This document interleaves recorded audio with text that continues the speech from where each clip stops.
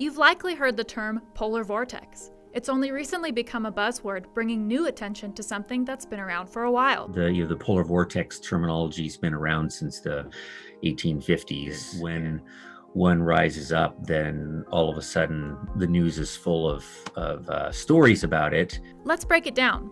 In the northern hemisphere, the polar vortex is a mass of cold air that's centered around the Arctic. As the Earth spins, that air mass rotates, creating a vortex. In the winter, the polar vortex will expand, and sometimes cold air moves south. Idaho State climatologist Dr. Russell Quall says typically this type of event affects the Midwest and East Coast. In the Northwest, our big winter weather systems mostly come from a different direction. Some of those events where we get these really big snowfall events are really just associated with these atmospheric rivers that come in off the Pacific. An atmospheric river is a narrow band of moisture that resembles a river. It moves moist, tropical air towards the U.S. The polar vortex can also affect the Northwest, but it's not as common.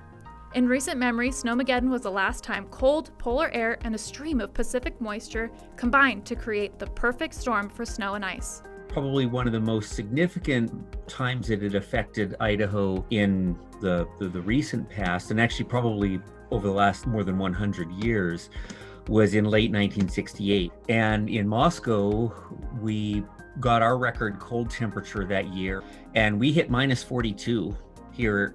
So it can be really significant. For Idaho's News Channel 7, I'm meteorologist Sophia Bliss.